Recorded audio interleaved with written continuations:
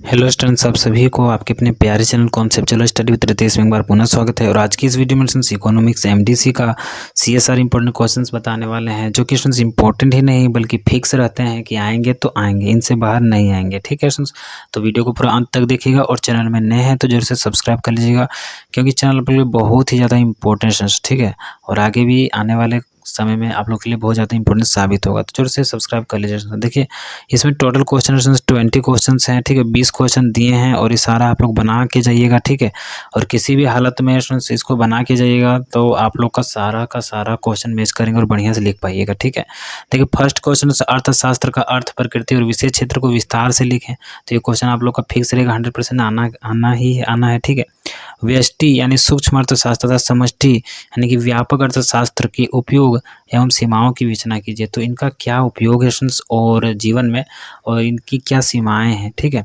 तो उसको लिखना है। मांग के सिद्धांत, ये मांग वो वाला मांग नहीं है। ठीक है, ये मांग है मांगने वाला मांग। ठीक है स्टूडेंट्स, यानी कि कुछ चीज़ मांगना, लेना। ठीक है, ये वाला।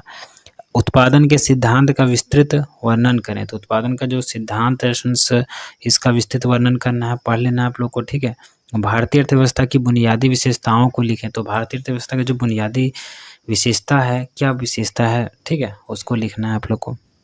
भारत की व्यापक जनसांख्यिकी की विशेषताओं को लिखें, साथ ही इसमें हुए परिवर्तनों और राष्ट्रीय नीति को लिखें। तो भारत की जो व्यापक जनसांख्यिकी की विशेषता है, जनसंख्या की क्या क्या विशेषता है वो सारा। ठीक है, और इसमें जो परिवर्तन हुआ है और राष्ट्रीय नीति क्या हुआ है उसको बताना है। अंतर्राष्ट्रीय अर्थशास्त्र की परिभाषा, ये तो हम लोग का अर्थशास्त्र हो गया, एक होता है वर्ल्ड लेवल में, एक होता है नेशनल लेवल में। ठीक है, तो ये अंतर्राष्ट्रीय अर्थशास्त्र की परिभाषा पूछ रहा है, प्रकृति और महत्व को लिखने बोला जा रहा है, विदेश व्यापार की भूमिका के बारे में भी पूछ रहा है। ठीक है, भारत में बेरोजगारी की समस्या का विस्तृत वर्णन करें, इसे कम करने हेतु विभिन्न योजनाओं को लिखें। तो भारत में जो बेरोजगारी की समस्या, इसका वर्णन करना है और इसको कम करने के लिए कौन कौन सी योजनाएं हैं उसको भी लिखना है। ठीक है, भारतीय अर्थव्यवस्था में पंचवर्षीय योजनाओं के अंतर्गत कृषि की प्रगति और वर्तमान की स्थिति को लिखें। ठीक है, तो भारतीय अर्थव्यवस्था में जो पंचवर्षीय योजना है उसके अंतर्गत जो कृषि है, कृषि का प्रगति किस तरह से हो रहा है और अभी वर्तमान में कितना हो रहा है। ठीक है, वर्तमान की स्थिति को भी लिखना है। भारत में गरीबी की समस्या को लिखना है तथा इसके अवधारणा, दरिद्रता, योजना और प्रक्रिया को लिखना है। ठीक है, तो देखिए भारत की जो गरीबी की समस्या, इसमें क्या ये अवधारणाएं हैं। ठीक है, मतलब क्या अर्थ है।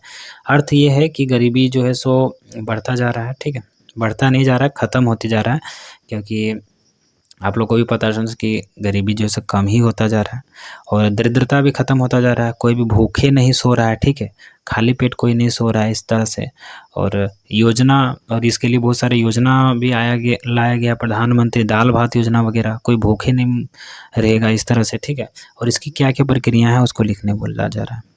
उपयोगिता के कौन कौन से भेद हैं उनका वर्णन करना है। तो उपयोगिता के भेद ये भी बहुत ज़्यादा इंपॉर्टेंट आ सकते हैं। जीएसटी के बारे में क्वेश्चंस रहेंगे तो रहेंगे। ठीक है, जीएसटी भी बहुत इंपॉर्टेंट चीज़ है, तो आ सकते हैं।